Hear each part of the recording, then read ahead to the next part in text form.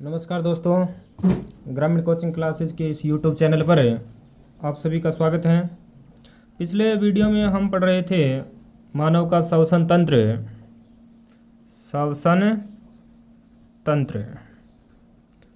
और श्वसन तंत्र में हमने पिछले दो वीडियो में श्वसन के बारे में और श्वसन की क्रियाविधि के बारे में पढ़ चुके हैं।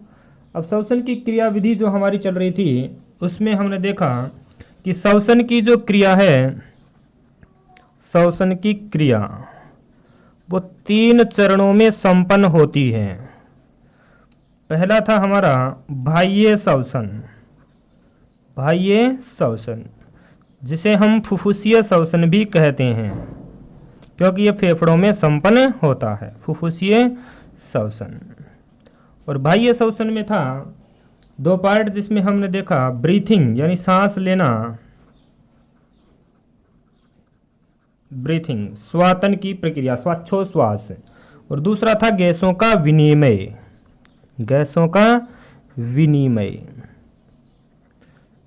श्वासोच्छ्वास में एक उच्छ्वसन और एक निश्वसन, यानी सांस का अंदर लेना निश्वसन और श्वास को बाहर छोड़ना उच्छ्वसन। फिर हमने गैसों का विनिमय पढ़ा। अब हम जो श्वसन की जो दूसरी जो हमारी प्रोसेस है क्रियाविधि में, वो आती है गैसों का परिवहन। तो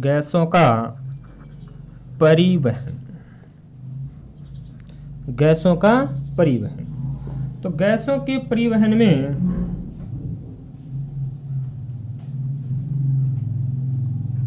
गैसों का परिवहन जो है, गैसों का परिवहन रुधिर परिसंचरण की सहायता से होता है।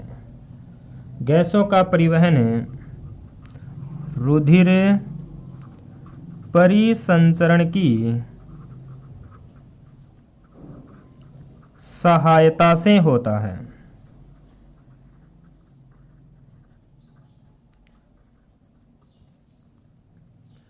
बाह्य श्वसन के अंतर्गत जो वायु थी हमारी, वो पहुंच चुकी थी फेफड़ों में, और फेफड़ों का जो अंतिम जो पार्ट था हमारा वायु कूपिकाओं में, और वायु कूपिकाओं से अब वायु को रक्त के माध्यम से प्रत्येक एक कोशिका तक पहुंचाना है। तो ये यहाँ से यहाँ तक की जो प्रक्रिया है वो कहलाती है गैसों का परिवहन।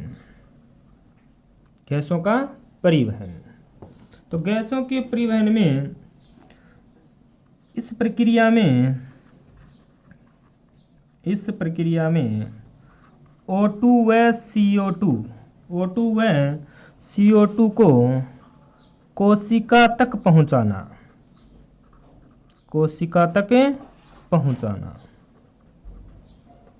तथा कोशिका से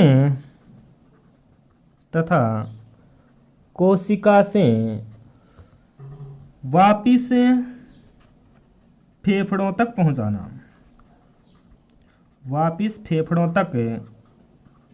पहुंचाना, कि O2 व CO2 को रक्त के माध्यम से पहले तो प्रत्येक एक कोशिका तक पहुंचाना, फिर वापिस कोशिका से जो CO2 निर्मुक्त होती है उसे वापिस फेफड़ों तक लाना। ये प्रक्रिया आती है गैसों के परिवहन में। तो गैसों का परिवहन में पहला हम पढ़ते हैं O2 का परिवहन, यानी ऑक्सीजन का परिवहन। O2 का परिवहन, ऑक्सीजन का परिवहन।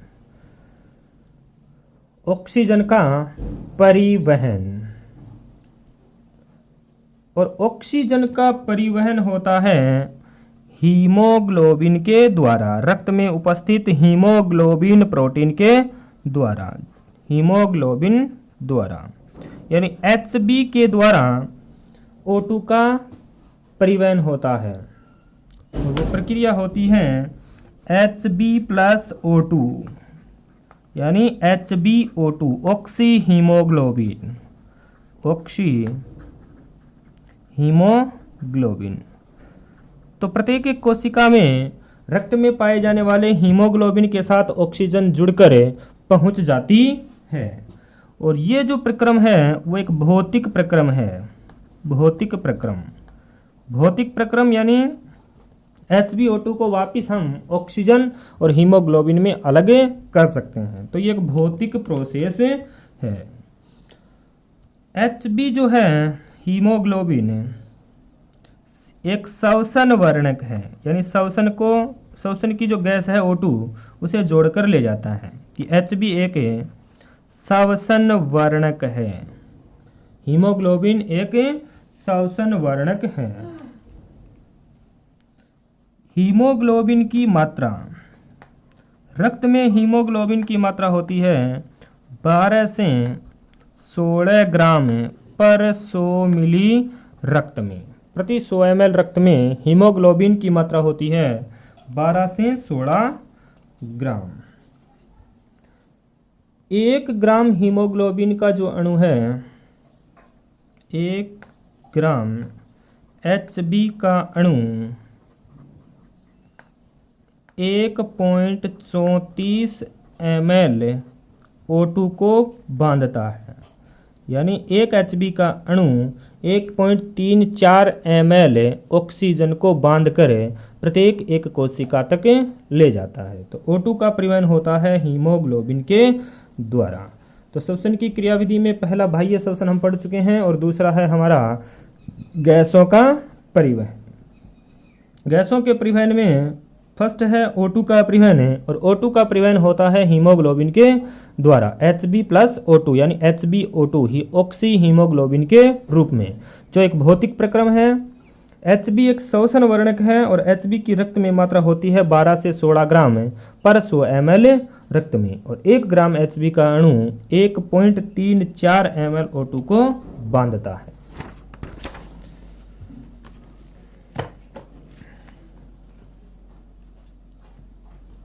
यहाँ पर हमारे पास एक विशेष तथ्य ये है कि carbon monoxide CO, carbon monoxide जो है का Hb के प्रति, हीमोग्लोबिन के प्रति आकर्षण O2 की तुलना में 250 गुना अधिक होता है। 250 गुना अधिक होता है। तो O2 से 250 गुना अधिक क्रिया करती है कार्बन मोनोऑक्साइड हीमोग्लोबिन के साथ। तो कार्बन मोनोऑक्साइड का हीमोग्लोबिन के प्रति आकर्षण जो है वो O2 की तुलना से 250 गुना अधिक होता है। तो ये था हमारा O2 का परिवहन। दूसरा है CO2 का परिवहन। CO2 का परिवहन यानी कार्बन मोनोऑक्साइड का परिवहन। और कार्बन मोनोऑक्साइड का परिवहन जो है वो पहला है हमारा प्लाज्मा में घुलकर, कि रक्त में पाई जाने वाली प्लाज्मा में घुलकर CO2 पहुंचती है प्रत्येक एक कोशिका से फेफड़ों में और फेफड़ों से कोशिका में। तो प्लाज्मा में घुलकर होता है इसका जो वो होता है CO2, कार्बन मोनोऑक्साइड क्रिया करती है H2O से और बनाती है H2CO3। H2CO3 यानी कार्बोनिल अम्ल, कार्बोनिल अम्ल। तो इस रूप में कार्बन डाइऑक्साइड पहुंचती है कार्बोनिल अम्ल के रूप में। दूसरा है बाइकार्बोनेट के रूप में। बाइकार्बोनेट के रूप में पहला है प्लाज्मा में घुलकर और दूसरा है बाइकार्बोनेट के रूप में, यानी H2O plus CO2 plus Na2CO3 sodium carbonate के साथ जब कार्बन डाइऑक्साइड और जल मिलकर जब ये कार्बन डाइऑक्साइड का जब परिवहन होता है वो होता है बाइकार्बोनेट के रूप में, और उससे हमें प्राप्त होता है 2NaHCO3 sodium bicarbonate. Sodium bicarbonate, sodium bicarbonate. Carbonate. तो पहला है CO2 का परिवहन, वो होता है प्लाज्मा में घुलकर, और दूसरा है बाइकार्बोनेट के रूप में। प्लाज्मा में घुलकर होता है कार्बोनिल अम्ल के रूप में, जबकि बाइकार्बोनेट के रूप में होता है sodium bicarbonate. NaCO3 sodium bicarbonate जो है वो कहलाता है मीठा सोडा, मीठा सोडा या बेकिंग सोडा, बेकिंग सोडा, मीठा सोडा या बेकिंग सोडा के नाम से भी जाना जाता है, यानी खाने का सोडा भी कहते हैं, खाने का सोडा। तो ये था हमारा CO2 का परिवहन। पहला प्लाज्मा में घुलकर, और सर्वाधिक रूप में होता है वो बाइकार्बोनेट के रूप में होता है। CO2 का परिवहन सर्वाधिक किस रूप में होता है? तो सर्वाधिक होता है बाइकार्बोनेट के रूप में, जिसमें हमें प्राप्त होते हैं सोडियम बाइकार्बोनेट। और सोडियम बाइकार्बोनेट यानी मीठा सोडा, बेकिंग सोडा या खाने का सोडे का सूत्र भी होता है। तो ये था हमारा गैसों का परिवहन। तो पहला हमने पढ़ा बाह्य श्वसन, दूसरा पढ़ा हमने गैसों का परिवहन। तीसरा और इसमें अंतिम जो क्रियाविधि का जो हमारा पॉइंट है वो होता है कोशिकीय श्वसन। थर्ड जो हमारा श्वसन है वो होता है कोशिका के अंदर, यानी कोशिकीय श्वसन या आंतरिक श्वसन। कोशिकीय श्वसन या आंतरिक श्वसन, यानी अब की बार जो श्वसन होगा वो कोशिका के अंदर होगा। तो पहला हमने पढ़ा था वातावरण से फेफड़ों तक, फिर हमने पढ़ा है फेफड़ों से प्रत्येक एक कोशिका तक, और अब हम पढ़ रहे हैं कोशिका के अंदर। तो ये तो श्वसन है हमारा वो हो जाएगा आंतरिक, जबकि ये जो यहाँ तक की जो प्रक्रिया है वो है बाह्य श्वसन, बाह्य श्वसन। और यहाँ की जो प्रक्रिया है फेफड़ों से कोशिका तक, वहाँ होता है गैसों का परिवहन, ट्रांसपोर्टेशन ऑफ गैसेज, गैसों का परिवहन। और कोशिकीय जो श्वसन है वो दो प्रकार से होता है, अनॉक्सी श्वसन और ऑक्सी श्वसन, एरोबिक और अनएरोबिक। ऑक्सी श्वसन यानी ऑक्सीजन की उपस्थिति में, तो ऑक्सी श्वसन एरोबिक, और दूसरा है अनोक्सी श्वसन, अनोक्सी श्वसन यानी ऑक्सीजन की अनुपस्थिति में, अनएरोबिक। तो कोशिकीय श्वसन जो है वो दो प्रकार का होता है, एक ऑक्सी और दूसरा है अनोक्सी। तो ये जो हमारे कोशिकीय श्वसन है, ऑक्सी श्वसन होता है O2 की उपस्थिति में, O2 की उपस्थिति में, जबकि अनोक्सी श्वसन होता है O2 की अनुपस्थिति में, O2 की अनुपस्थिति में।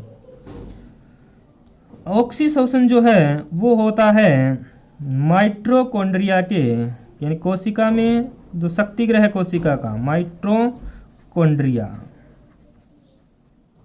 माइटोकॉन्ड्रिया के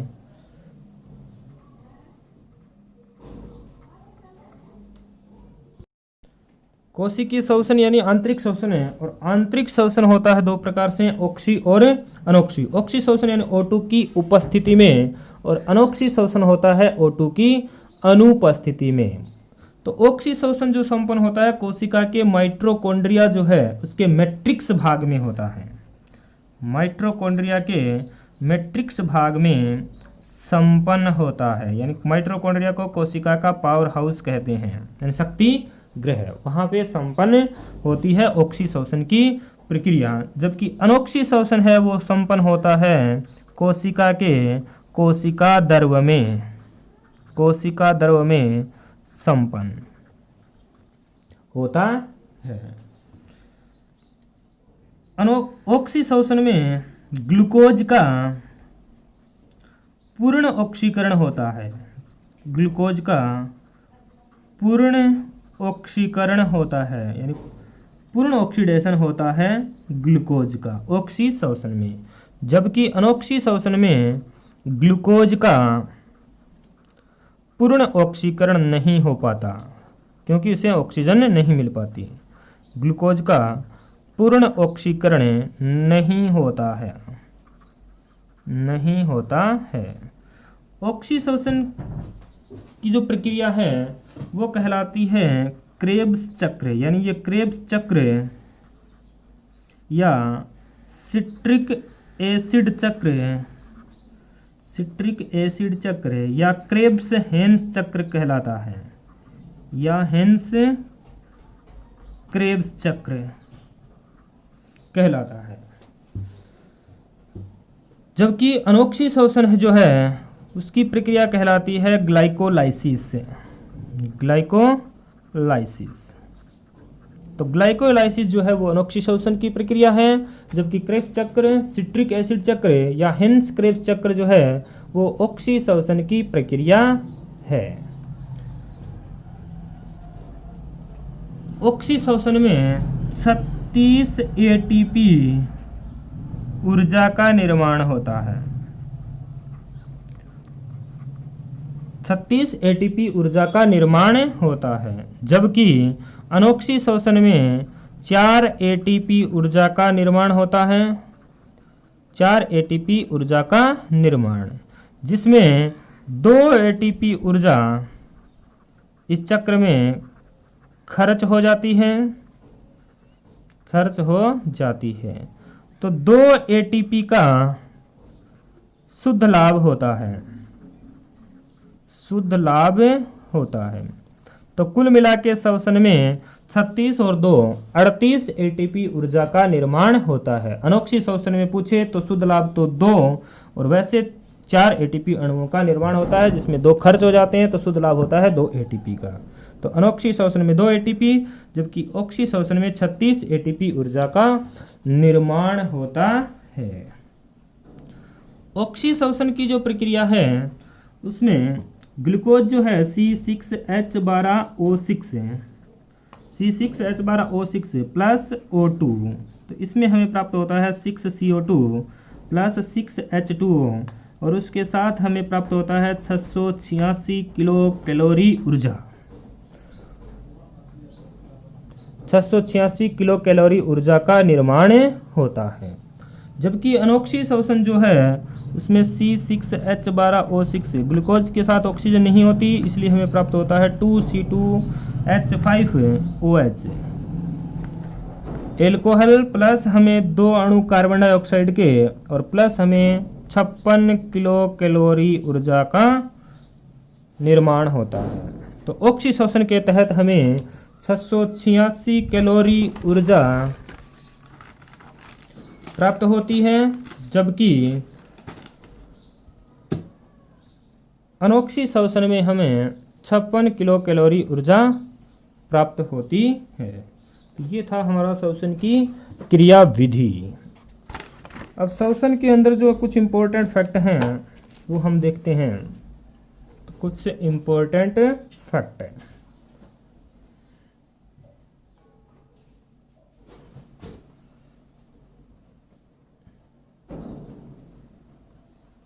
कुछ इम्पोर्टेंट फैक्ट्स।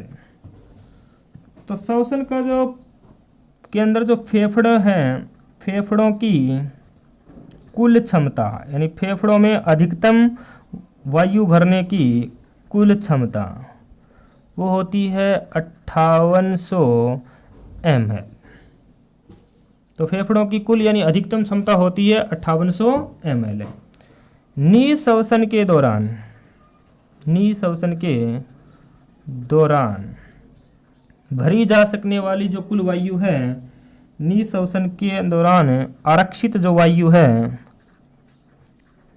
वो होती है 2500 से 3000 ml। यानी हम एक श्वास जो है वो अंदर जब खींचते हैं तो हम 2500 से 3000 मिलीलीटर वायु अधिकतम अंदर खींच सकते हैं। जबकि उच्छ्वास के समय, सांस को जब हमें छोड़ना हो के समय, आरक्षित वायु वो होती है 1000 से 1100 ml। तो एक श्वास को जब हम छोड़ सकते हैं तो अधिकतम हम 1000 से 1100 ml वायु को छोड़ सकते हैं, जबकि अधिकतम प्रयास के बाद हम वायु जब अंदर खींचते हैं तो अंदर फेफड़ों में वायु हम अधिकतम भर सकते हैं निःश्वासन के दौरान 2500 से 3000 ml, लेकिन फेफड़ों की कुल क्षमता जो है वो है 5800 ml। कभी कभी अधिक परिश्रम के समय कभी कभी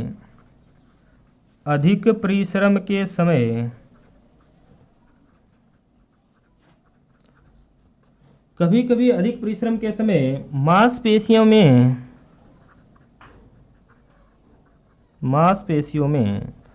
अनोक्षी श्वसन के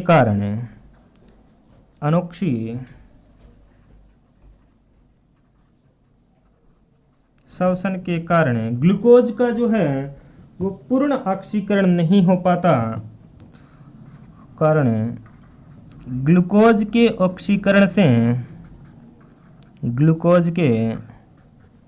ऑक्सीकरण से लैक्टिक अम्ल का निर्माण हो जाता है।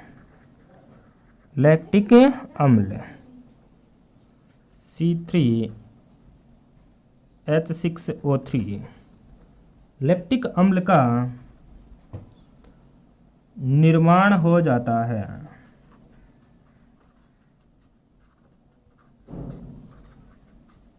जिस वजह से हम थकान व दर्द महसूस करते हैं। तो अधिक परिश्रम के समय मांसपेशियों में वायु की जो पूर्ति है यानी ऑक्सीजन की पूर्ति कम हो पाती है। इस वजह से ग्लूकोज का ऑक्सीकरण के कारण लैक्टिक अम्ल का निर्माण हो जाता है और लैक्टिक अम्ल की वजह से हमें अधिक परिश्रम के बाद थकान व दर्द महसूस होता है। फिर जो हमारा है श्वसन गुणांक होता है कि विमुक्त O2 यानी छोड़ी गई CO2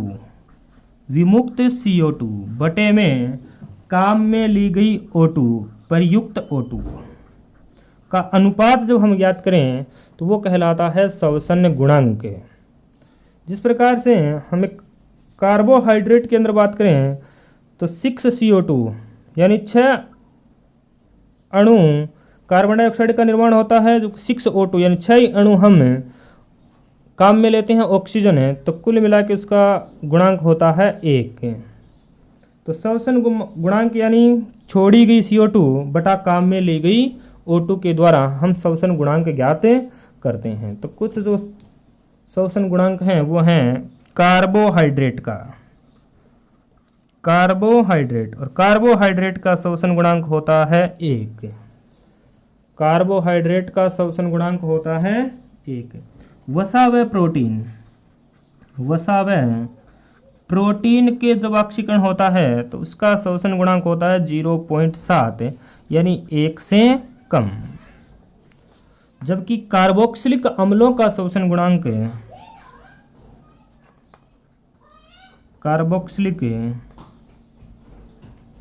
अम्लों का श्वसन गुणांक होता है 1 से अधिक। तो श्वसन गुणांक कार्बोहाइड्रेट का 1, वसा का 1 से कम, प्रोटीन का भी 1 से कम और कार्बोक्सिलिक अम्लों का होता है 1 से अधिक।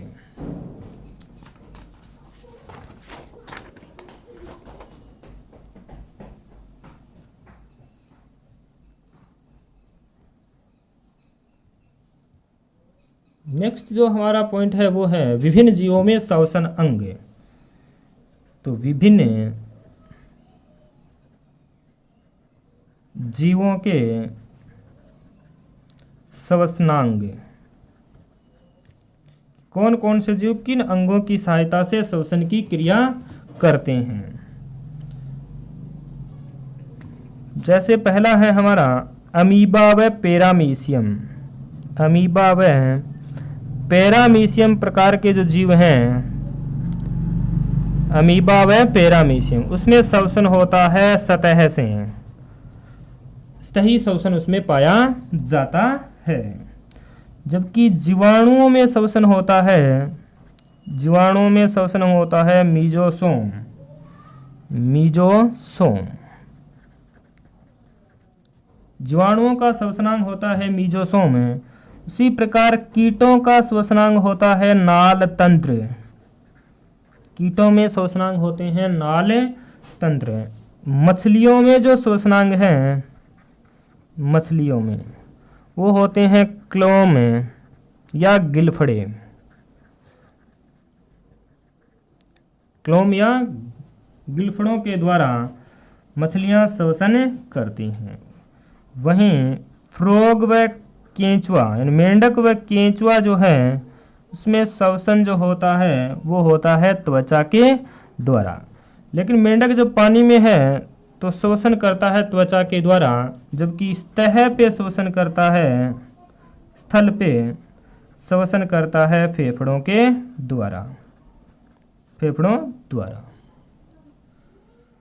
उसी प्रकार सरीसृप यानी रेप्टाइल्स जो हैं, सरीसृप पक्षी और स्तनधारी जो प्राणी हैं उनमें श्वसनांग होते हैं फेफड़े, फेफड़े। तो अमीबा व पैरामीशियम श्वसन करते हैं सतह से, जबकि जीवाणुओं में मीजोसोम पाया जाता है जो श्वसन अंग का कार्य करता है। कीट में होता है नाल तंत्र और मछलियां क्लोम व गिलफड़ों की सहायता से श्वसन करती हैं, जबकि फ्रॉग यानी मेंढक व केंचुआ त्वचा की सहायता से श्वसन करता है, जबकि मेंढक जो है वो स्थल में फेफड़ों की सहायता से श्वसन करता है। उसी प्रकार सरीसृप, रेप्टाइल्स, पक्षी और मैमल्स यानी स्तनधारी जो हैं वो फेफड़ों से श्वसन की क्रिया करते हैं। तो ये थे विभिन्न जीवों के श्वसनांग। अब श्वसन संबंधी जो रोग हैं दो चार वो हम देख लेते हैं। तो श्वसन संबंधी रोग, श्वसन संबंधी रोग, श्वसन संबंधी जो रोग है वो है पहला दमा व अस्थमा। पहला रोग है हमारा दमा व अस्थमा जो होता है श्वसन से संबंधित। दमा व अवस्था में श्वसनियाँ जो हैं, श्वसनियों में श्लेष्मा के जमने से, श्लेष्मा के जमने से सूजन आ जाती है। तो श्वसनियों में सूजन आ जाने से सांस लेने में तकलीफ उत्पन्न होती है और इसका उपचार है इनहेलर, इनहेलर या ब्रोंकोडाइलेटर, ब्रोंकोडाइलेटर नामक उपकरण का इस्तेमाल करें हम इससे श्वास लेने में तकलीफ को दूर कर सकते हैं। इनहेलर और ब्रोंकोडाइलेटर दमा व अस्थमा के उपचार में काम में लिया जाता है। दूसरा है एम्फाइसीमा, एम्फाइसीमा। तो पहला दमा व अस्थमा और दूसरा रोग है एम्फाइसीमा। एम्फाइसीमा जो रोग है उसमें वायु में जो कूपिका है, वायु कूपिका की भित्तियां नष्ट हो जाती हैं, वायु कूपिका भित्ति नष्ट हो जाती है। तीसरा है न्यूमोनिया, न्यूमोनिया।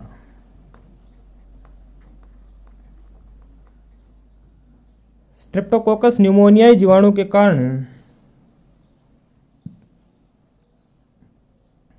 न्यूमोनिया होता है। और चौथा जो हमारा रोग है इसमें वो है सिलिकोसिस, सिलिकोसिस या एस्बेस्टोसिस, एस्बेस्टोसिस।